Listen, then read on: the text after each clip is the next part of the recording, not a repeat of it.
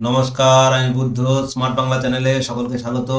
আজ আমি এইচএসের ভাষা সংস্কৃতির ইতিহাসের বইটা থেকে রূপতত্ত্ব বলে যে চ্যাপ্টারটা আছে, সেখানে শব্দ গঠনের বিভিন্ন প্রক্রিয়া আছে, সেটা নিয়ে আলোচনা করব। দেখো, শব্দ গঠনের প্রক্রিয়া বলতে তোমরা ওই জোর কলম শব্দ, মুন্ডমাল শব্দ, ফাঁকা রূপ, শূন্য রূপ, তারপরে নব্য প্রয়োগ শব্দ, এইসব শব্দগুলো পড়েছো। এইগুলোই আজ আলোচনা হবে। দেখো, খুব সুন্দরভাবে বিশ্লেষণ হবে। তোমরা সঙ্গে থাকো এবং বোঝার চেষ্টা করো। চলো শুরু করি। জোর কলম শব্দ কাকে বলে প্রথমে দেখে নিই। দেখো, এটা এমন এক ধরনের রূপ,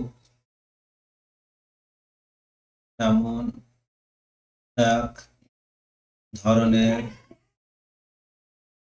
রূপ যার মধ্যে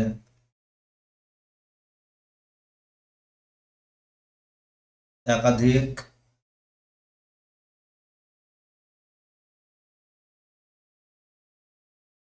রূপমূলের সমন্বয় থাকে। দেখো, এমন এক ধরনের রূপ যার মধ্যে একাধিক রূপমূল থাকে। আমি একটা উদাহরণ তোমাদের দিই, খুব সুন্দর। দেখো, আজকের দিনটা যেমন ধোঁয়াশাপূর্ণ, তাহলে এই ধোঁয়াশা শব্দটা কোথা থেকে এসছে? দেখো, এই ধোঁয়াশা, ধোঁয়াশা, তাই তো? ধোঁয়াশা শব্দটা এসছে ধোঁয়া যোগ কুয়াশা, ঠিক আছে? এরকম আরো শব্দ আছে, যেমন ওই যে তোমাদের আছে না,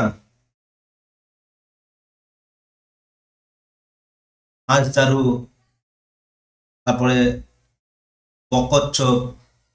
এই বিষয়ে সুকুমার রায়ের একটি কবিতার কথা মনে পড়ে। হাঁস ছিল হাঁস জারু, ব্যাকরণ মানি না, হয়ে গেল হাঁস জারু কেমনে তা জানি না, বক কহে কচ্ছপে বাহবা কি ফুর্তি, অতি খাসা আমাদের বকচ্ছপ মূর্তি। এই যে হাঁস জারু শব্দটাও এসছে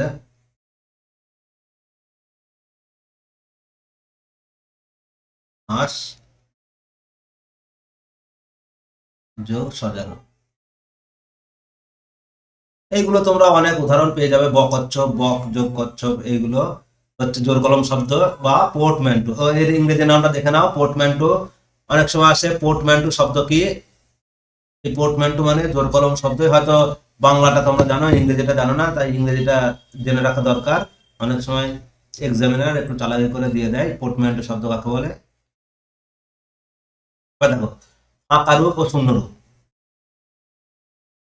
এই যে ফাঁকা রূপ আর শূন্য রূপ কিন্তু আলাদা, দুটো আলাদা শব্দ। তোমরা এক মনে করো না। ফাঁকা রূপ কোনগুলো? এমন এক ধরনের রূপ, এমন এক ধরনের রূপ।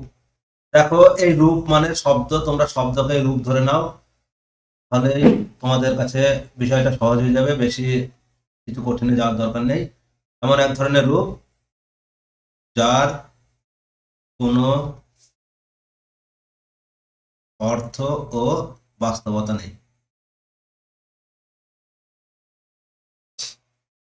দেখো, আমরা অনেক সময় এমন কিছু শব্দ ব্যবহার করি যেগুলো কোনো অর্থহীন ভাবে ব্যবহার করি। এই ব্যাং ব্যাং করিস না তো, এই যে ব্যাং ব্যাং করিস না, এই যে ব্যাং ব্যাং, এর কোনো অর্থ নেই। সেরকমই ব্যঙ্গমা, ব্যঙ্গমী বলেও একটা শব্দ আছে, এটারও কোনো অর্থ নেই, এর কোনো বাস্তব রূপ নেই। তাই এইটা হচ্ছে ফাঁকা রূপ। শূন্যরূপ কি? শূন্যরূপ আর কিছুই নয়, এর অর্থ নেই, কিন্তু এটা বোঝা যায়। হুম, এটা এমন এক ধরনের রূপ, এক ধরনের রূপ, রূপ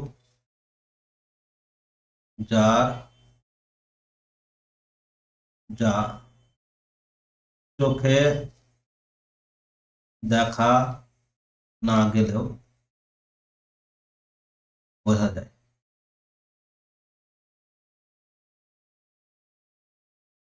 যেমন শূন্য বিভক্তি, এই শূন্য রূপের মধ্যে পড়ে। যেমন হচ্ছে শূন্য রূপ বিভক্তির উদাহরণ। দেখো, আমি বললাম রাম বই পড়ে। এই যে প্রত্যেকটা শব্দে বিভক্তিযুক্ত আছে, যেমন পর যোগে এখানে এ বিভক্তিযুক্ত আছে, এই বই নিজে একটা শব্দ, এর সঙ্গে অবিভক্তিযুক্ত আছে, এই রামের সঙ্গেও অবিভক্তি যুক্ত আছে। তাই এই যে অবিভক্তিগুলো কিন্তু বোঝা যাচ্ছে না। যখন আমি এটা অবিভক্তিটা বার করে নেবো, দেখো এই ময়ের একটা হসন্ত বা হলন্ত চলে আসবে, এটাকে বলা হয় শূন্য বিভক্তি। এর সঙ্গে মিশে আছে বলে রাম একটা পদে পরিণত হয়েছে। যেমন শব্দের সঙ্গে বিভক্তি যোগ করলে হয় পদ। এই শূন্য বিভক্তির কোনো চোখে দেখা যায় না, কিন্তু এর অস্তিত্ব আছে সেটা বোঝা যায়। ঠিক আছে, তাহলে এটাকেই বলা হয় ফাঁকা রূপ। এই এটাকেই বলা হয় শূন্য রূপ। ফাঁকা রূপ হচ্ছে ব্যঙ্গমা ব্যঙ্গমে, যার কোনো অর্থ নেই, বাস্তবতাও নেই, তাকে বলা হয় ফাঁকা রূপ। এবার দেখি পদদ্বৈত কি। দেখো পদদ্বৈত মানে একটি পদের পর পর দুবার ব্যবহার। দেখো একটি পদের পর পর দুবার ব্যবহার, তাকে বলা হয় পদদ্বৈত। যেমন পড়তে পড়তে,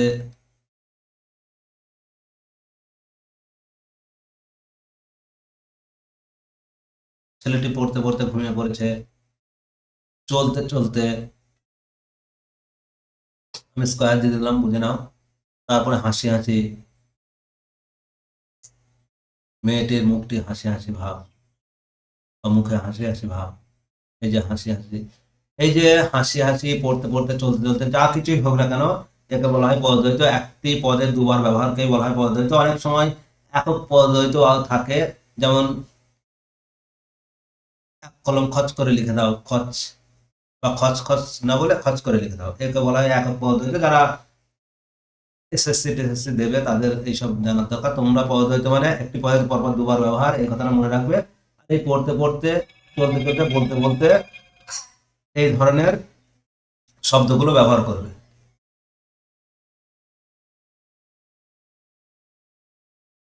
এবার অনুকার শব্দ। অনুকার শব্দ বলতে বোঝায়, দেখো একটি পদের, একটি পদের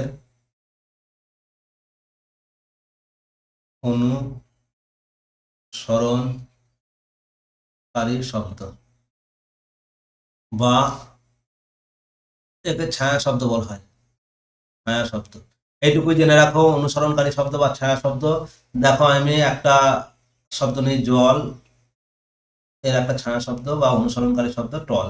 মানে বলার জন্যই বলতে হয়, এরকম যে শব্দগুলো চা টা, চা টা, এইগুলোকে বলা হয়, এই জল টল এইগুলো হচ্ছে চা টা, হ্যাঁ, এইগুলোকে বলা হয় অনুকার শব্দ। দেখো অনুকার শব্দের প্রথমটার অর্থ থাকে, দ্বিতীয়টার অর্থ থাকে না।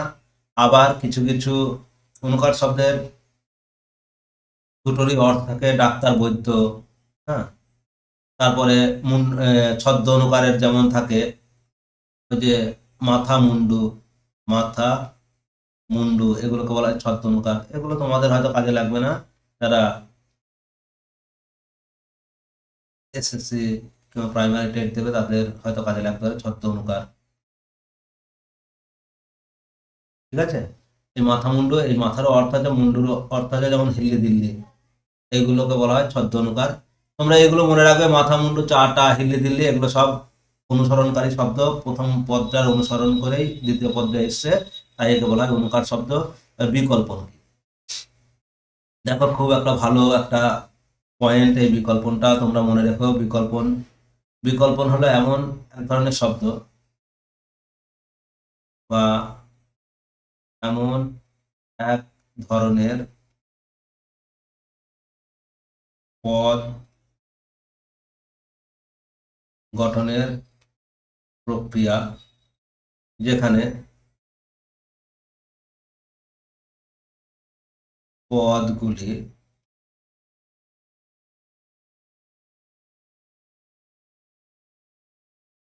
স্বাভাবিক নিয়মে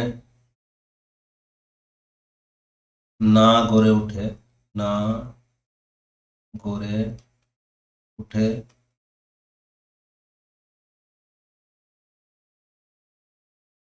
ব্যতিক্রমী নিয়মে পদ গড়ে ওঠে।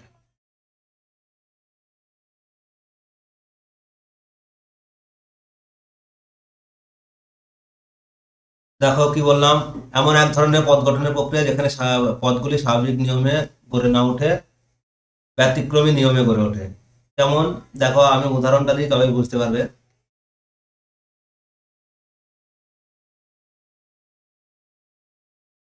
মানে CALL কল, কল একটা শব্দ নিলাম, এর সঙ্গে ইডি যোগ করলাম, কি হয়ে গেল? CALLED।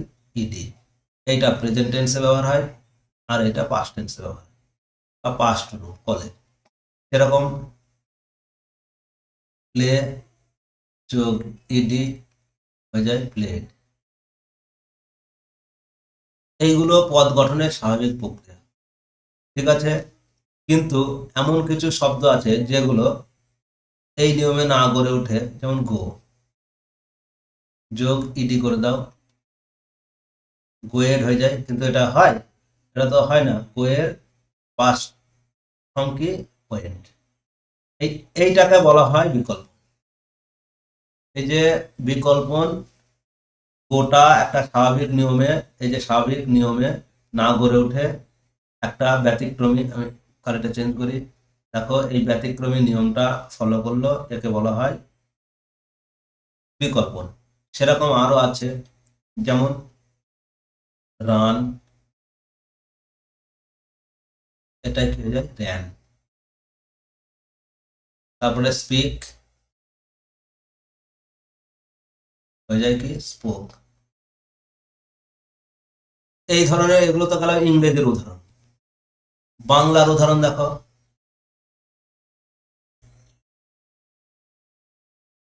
দেখো বলছি, এই যে আমি এখন বলছি, এটা বর্তমান কালের ক্রিয়া। বলছিল, এটা অতীত কালের ক্রিয়া। এইগুলো স্বাভাবিক নিয়মে গড়ে উঠছে, এগুলো স্বাভাবিক নিয়মে গড়ে উঠছে। কিন্তু কিন্তু দেখো, আমি আজকের পাস্ট টেন্স কি বা অতীত ফর্ম কি হবে? ছিল। এই বলের বল ধাতুর সঙ্গে ছিল যোগ করলাম, বলছিল হয়ে গেল। আছে ধাতুর মধ্যে, হ্যাঁ, এই যে এই আছে, এই যে ক্রিয়াপদটা, এটা যদি অতীত রূপ করি তাহলে এটা ছিল হবে, হ্যাঁ। এটা আছে ছিল হবে না, বা আছিলও হবে না। এই যে বাংলায় এরকম খুব কমই আছে, যেগুলো যেমন যা, যায়, এইটার গিয়েছিল, এটার বর্তমান রূপ এটা, এটা গিয়েছিল হয়ে গেল। এইগুলো কিন্তু স্বাভাবিক নিয়মে না গড়ে ওঠে, ব্যতিক্রমী নিয়মে গড়ে ওঠে, তাই একে বলা হয় বিকল্প। আশা করছি তোমাদের আর কনফিউশন নেই। যদি কনফিউশন থাকে ভিডিওটা বারবার দেখো এবং বোঝার চেষ্টা করো, তাহলেই হবে। আর তোমাদের একটা কথা বলি, যেন লাইক করে দিও, হ্যাঁ। আর চ্যানেলটাকে সাবস্ক্রাইব করে রেখো পরবর্তী ভিডিওগুলো পাওয়ার জন্য। চলো খণ্ডিত শব্দ বা ক্লিপিংস কি দেখি। দেখো, খণ্ডিত শব্দ বা ক্লিপিংস, খণ্ডিত মানে একটা শব্দের খণ্ড করলে অনেকগুলো অংশ পাওয়া যায়, তারই এই তারই অংশগুলোকে বলা হয় খণ্ডিত। এর আর একটা নাম হচ্ছে সংক্ষেপিত পদ। সংক্ষেপিত পদ। দেখো, আমরা এত অলস যে কোনো বড় জিনিস কে আমরা ঠিক আমাদের নিজেদের সুবিধার্থে কিভাবে ছোট করে নিতে হয় সেগুলো আমরা ঠিক ভালোই জানি। কোনো একটি শব্দের, কোনো একটি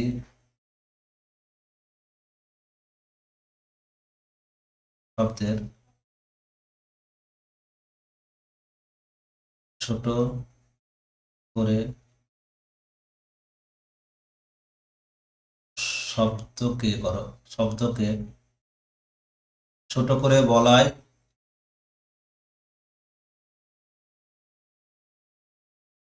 হলো খণ্ডিত শব্দ বা ক্লিপিংস বা ক্লিপিংস। দেখো সংজ্ঞাগুলো তোমরা বই থেকেও নিতে পারো, আমি আমার মতো বোঝানোর চেষ্টা করছি।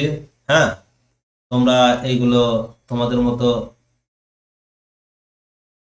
খুঁজে নেবে। আমি শুধু তোমাদের বোঝানোর উপর জোর দিচ্ছি কোনটা খণ্ডিত শব্দ, কোনটা বিকল্পন, কোনটা জোর কলম শব্দ।